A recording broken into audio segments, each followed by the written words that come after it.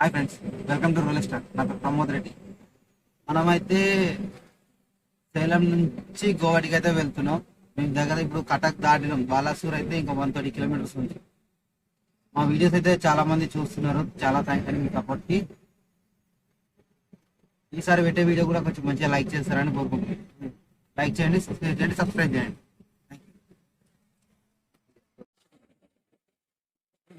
మనకైతే లోడ్ దొరికింది 8 రోజుల తర్వాత. ఈ రోజు లోడ్ కన్ఫర్మ్ అయింది. ఇప్పుడు కాకపోతే కృష్ణగిరి నుంచి ఓట్పేట 100 కిలోమీటర్లు మళ్ళీ నేను ఎంపీ జర్నీ చేయాల్సి వస్తుంది. ఇప్పటికి ఒక 180 కిలోమీటర్స్ వచ్చినంటే మళ్ళీ ఇంకొక 100 పోవాల్సి వస్తుంది. ఇప్పుడు వెళ్తే ఈ రోజు లోడ్ అవుతుండొచ్చు, బ్యాటరీ లోడ్. ఇక్కడ మన బెంగళూరు దగ్గర ఓట్పేట నుంచి గోవాటి వరకు 2800 కిలోమీటర్లు వస్తుంది. రేట్ అయితే కొంచెం తక్కువనే ఉంది. మనకైతే ఇది ఎంత మిగులుతుందో చూడాలి ఇక. ఎందుకంటే మేము ఎప్పుడైనా రాజమండ్రి నుంచి, హైదరాబాద్ నుంచి మాత్రమే గోవాటికి పోయినాం. కానీ ఇక్కడ నుంచి పోవడం అనేది ఇది ఫస్ట్ టైం. అంత దూరం లాంగ్ జర్నీ. ఇది ఒక్క లైన్ 22 వచ్చినాయి అంటే ఇటు ఒక 22 నల్లపోయి. ఈ మధ్యలో ఎన్ని వస్తాయో. 12 టన్నులు అంటే క్యాబిన్ మీద ఒక 3 ఫీట్ల హైట్ వస్తుండొచ్చు. లోడ్ అయినాక చూపిస్తా ఎంత హైట్ వచ్చేది.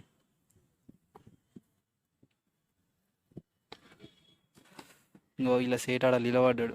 ఇక్కడ నుంచి ఇది గోవాటిలో అన్లోడ్ అవుతుంది. రెండు ఒక్కటే దగ్గరికి, కాకపోతే ఈ పైన సరుకు ముందుది ఖాళీ చేయాలి. హాల్ ఎంత దూరం తీసుకుపోతారో తెలియదు. మన మేఘాలయ పోయే రూట్ ఫ్లైఓవర్ ఉంది కదా, ఆ పక్కనే అన్నాడు. అక్కడ ఎక్కడ ఉంటుందో ఏమో, ఆడికి పోయినాక తెలుస్తుంది.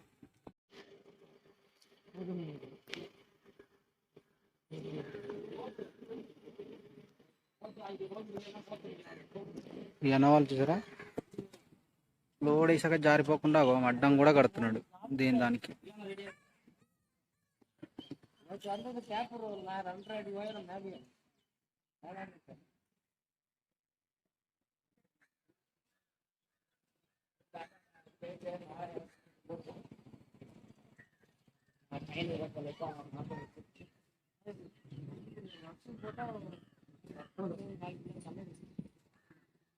ఎట్లా అంటే మన ఈ గోడ కట్టినట్టు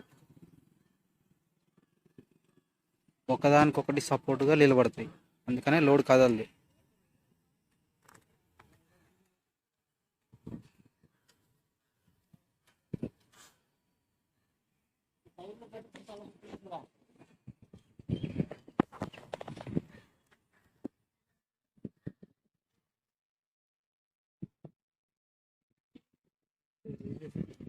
జారిపోకుండా గట్టిగా కడుతురు.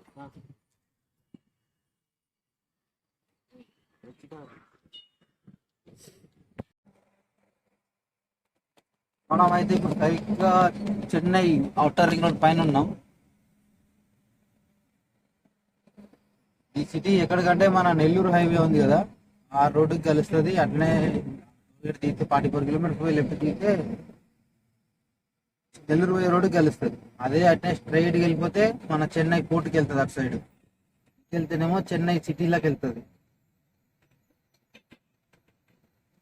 నేను ఇట్లా సేలం మీదకి వెళ్ళొచ్చి ఇట్లా బెంగళూరు హైవే మీదంగా ఈ రోడ్ ఎక్కిన. ఇప్పుడే ఈ ఒక 10 కిలోమీటర్లు వచ్చినట్టుంది. ఒక 44 కిలోమీటర్లు ఉంది. ఈ రోడ్ ఎక్కినో లేదా అప్పుడే టోల్ గేట్ ఇచ్చింది. కానీ మన అవుటర్ రింగ్ రోడ్కి దీనికి చాలా తేడా. ఏంటంటే నేషనల్ హైవే లెక్కనే ఉంటుంది ఈ రోడ్. ఏమో ఎప్పటికప్పుడు ఎంబడే టోల్ గేట్లు వస్తూనే ఉంటాయి. అక్కడ ఇమీడియట్ టోల్ గేట్ కట్ అయిపోతుంది. మన దగ్గర ఏమో ఎక్కిన దగ్గర నుంచి మళ్ళీ దిగిన దాకా కట్ అవ్వదు. దీంతో పోలితే మన టోల్ గేట్ పోతే బాగుంటుంది, మళ్ళీ నీట్గా ఉంటుంది.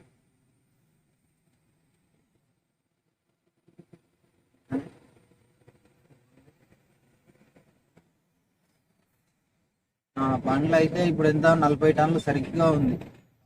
లోడ్ కన్నా ఇంకా 4 టన్నులు తక్కువనే ఉంది. 2 టన్నులు తక్కువ ఉన్నట్టు, కానీ బాడీ వెయిట్ అంతా కలిపితే మనకు 44,600-700 రావాలి. 43,600-700 వస్తుంది. కానీ ప్రతిసారి ఈసారి అయితే ఇంకా 3.5 టన్నులు తక్కువనే ఉందని చెప్పాలి. అదే ఫ్యాక్టర్. మనకి టోల్ గేట్ ఉంది కానీ ఆడ బండి కదులుతలేదు. వెళ్తుందా లేదా తెలియదు.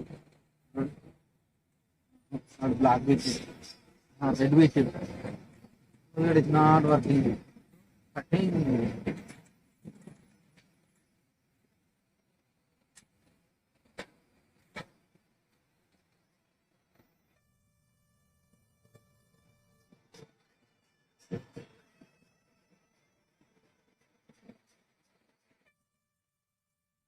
కట్ అవడమేమో కానీ వెనకాల తగులుతుందేమో అనిపిస్తుంది.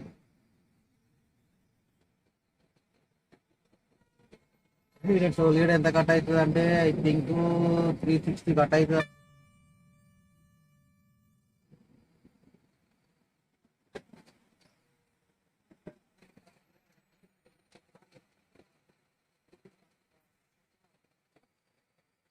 నా ఫాస్ట్ ట్రాక్ మాత్రం సూపర్ గా పనిచేస్తున్నారు. అందరూ ఫాస్ట్ ట్రాక్ ప్రాబ్లం వస్తుందని అన్నారు కానీ మరి నాకైతే ఇంతవరకు అట్లాంటివి రాలేదు. నేను 8 నెలల నుంచి వాడుతున్నాను ఇదే ఫాస్ట్ ట్రాక్. నాకు దాంట్లో అమౌంట్ లేదు కానీ నాది ఆటోమేటిక్ లో ఉంది. నాకు 8 టోల్గేట్ల వరకు నాకు పాసింగ్ దొరుకుతుంది. ఇట్లా అమౌంట్ వేసేంత వరకు 8 టోల్గేట్లకైతే మనం వెళ్ళిపోవచ్చు. కష్టకాలంలో చేతిలో డబ్బులు లేనప్పుడు కూడా వెళ్ళడానికి మనకు మంచిగా యూజ్ అవుతుంది ఆటోమేటిక్గా. కానీ నెలకు ఒక 346 రూపీస్ కట్టాల్సి వస్తుంది టోల్గేట్ వాళ్ళకి. ఫాస్ట్ ట్రాక్ వాళ్ళకి 346 కట్ అవుతాయి. ఇక్కడ నుంచి 44 కిలోమీటర్స్ ఒక్కటే కొట్టు. నా బండి అయితే నైట్ మైలేజ్ మాత్రం మంచిగా ఇచ్చిందబ్బా. 4 వచ్చిందబ్బా నా నైట్ అయితే మైలేజ్ 50 పట్టుకున్నా అంతే. నైట్ అంతా కష్టపడి కొడితే ఇప్పటికి ఎంత వచ్చిందంటే 320 కిలోమీటర్స్ వచ్చింది. నైట్ 10:30 తీసిన బండి. ఇప్పుడు మార్నింగ్ 6 అవుతున్నట్టుంది.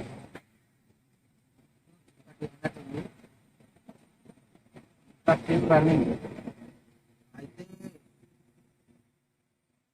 తమిళనాడు బార్డర్ లో ఒకటి కంపెనీ బంక్ ఉంది. అక్కడ పోయి డీజిల్ కొట్టించుకొని అక్కడ వెయిట్ చేయమన్నాడు. నిద్ర వస్తే అక్కడ పడుకోవాలి, బయలుదేరాలి. కానీ స్నానం చేయాలి. స్నానం చేసి 2 రోజులు అయితే చిరాగ్గా ఉంది. ఇంటి దగ్గర నీళ్లు దొరకలే, పాడ దొరకలే, కరువులో ఉన్నట్టే ఉంది. డాబా లేదు, ఏం లేదు. స్నానం చేసి బట్టలు పెట్టుకోవాలి. ఇక్కడ నుంచి పోతా అంటే ఇక మనకు రెగ్యులర్ గా మళ్ళీ ఒక 3 రోజుల వరకు అయితే పంపు మంచిగా ఉంటుంది. ఇలాంటి బార్డర్ వరకు మనకు నీళ్ళు దొరుకుతుంది. దాటం అంటే స్టీల్గురి కూడా కాదు, మళ్ళీ ఈతలనే. 34 ఎక్కినాక ఒక బంక్ ఉంటుంది మన కంపెనీ బంక్. చివరిసారిగా బంక్ లోనే స్నానం చేస్తాం. ఇక మళ్ళీ ఏడ చేస్తామని అంటే ఇక గోవా టెన్ అవుతుంది, లేదా రిటర్న్ అన్న అవుతుంది. నేను గోవాటికి పోయి దగ్గర నెల 15 రోజులు అయినట్టుంది. అయితే పోలేదు, ఎప్పుడే పోతున్నాను. అయితే నేను ఒక్కనే పోదాం అనుకున్నా కానీ స్టార్టింగ్ నుంచి ఇంటికాడ గోల గోలు ఉందంట. నేను ఇంటికాడ ఉన్నానంటే ఒకటన్నాడు పట్టు బయట కూర్చున్నాడు. రమ్మని చెప్దాం అనుకుంటున్నాను. నేను పోయి డీజిల్ కొట్టించుకున్నాక ఫోన్ చేస్తా, మార్నింగ్ బయలుదేరుతాడు. నైట్ 9 బయలుదేరిన ఈవినింగ్ వరకు అంటే మనం విజయవాడ ఎట్లా పోలేము. మామ అయితే విజయవాడ వరకు అయితే వస్తాడు. మామని పికప్ చేసుకొని జాలీగా పోవచ్చు.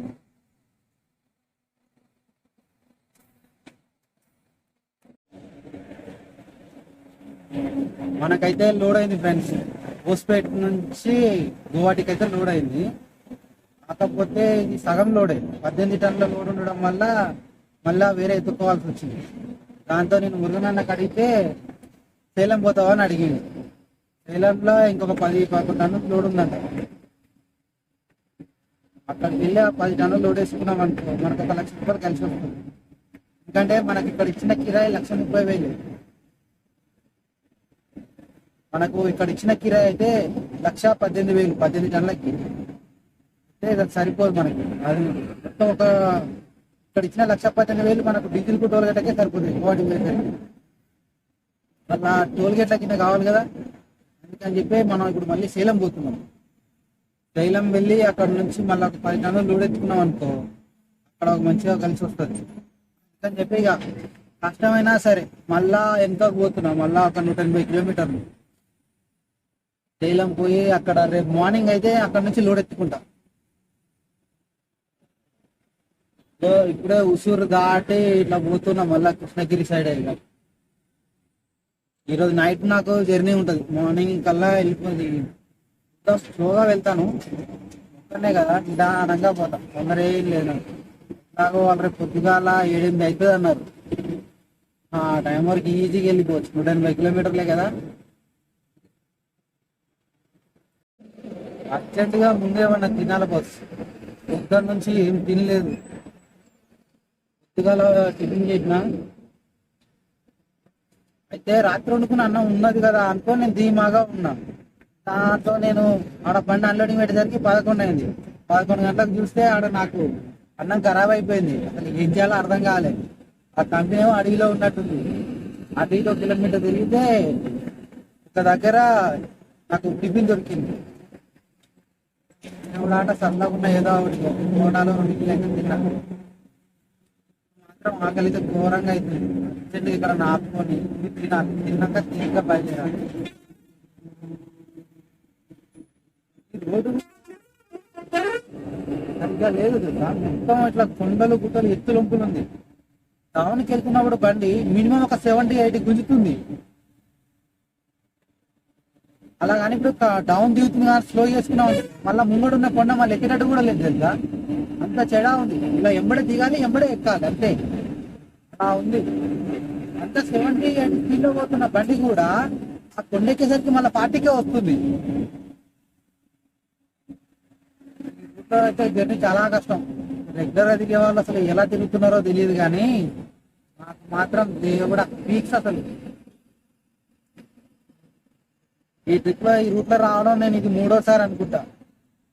మొన్న తూత్తుకుడికి ఒకసారి పోయినా ఇదే రూట్లో, మళ్ళా అంతకు ముందేమో కోయంబత్తూరు పోయిన ఒకసారి, ఇది మళ్ళీ రిటర్న్. తిరగాల తిరుగుతున్న కొద్దిగా అలవాటు అవుతుంది ఇట్లా. మెల్లగా నా బండి కూడా దారిలో పడేటట్టుంది మైలేజ్. ఇదివరకైతే మైలేజ్ అయితే మరీ దారుణంగా ఇచ్చింది అసలు. ఇప్పుడైతే కొంచెం పర్లేదు, మంచిగా 3.5 వరకు వస్తుంది.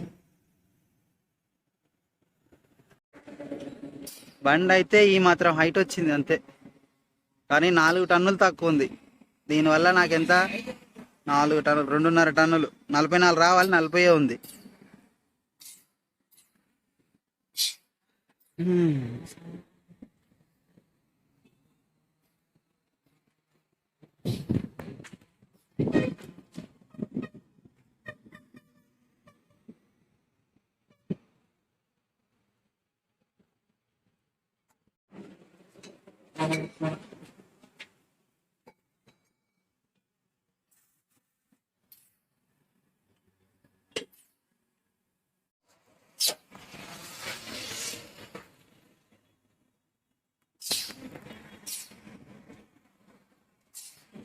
ఈ అన్న అయితే మన బండికి గ్రీజ్ కొడుతున్నట్టు. దా రేపు నువ్వు కూడా వస్తావు.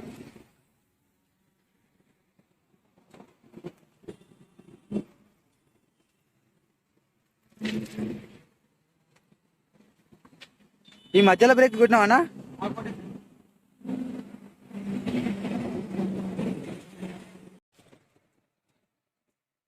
అయితే బాగా చల్లగా ఉంది, 14 degrees ఉంది ఇక్కడ. ఖుర్దా, భువనేశ్వర్, ఒడిస్సా.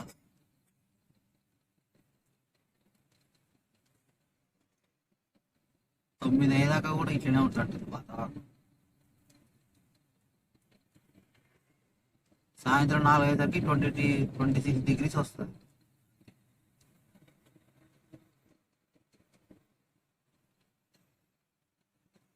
పోనీ ఎందుకు ఆపుతున్నా, స్లో చెప్తున్నావు, మళ్ళీ ఆ గంట ఎక్కనే ఎక్కదు అవుతారు.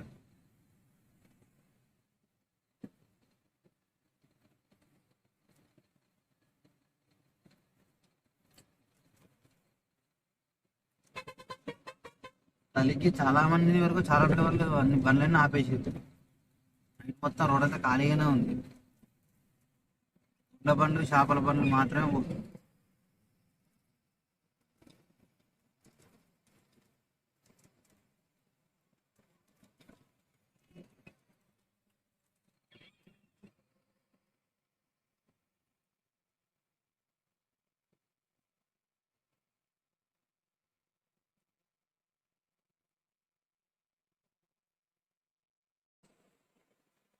మన మామ అయితే నైట్ వచ్చేసాడు.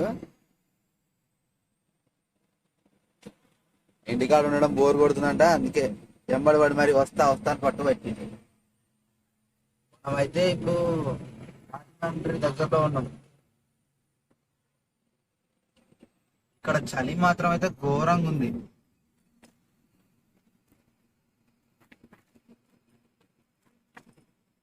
8 అవుతున్నా కూడా ఇంకా వాతావరణం చూడండి ఎలాగుందో.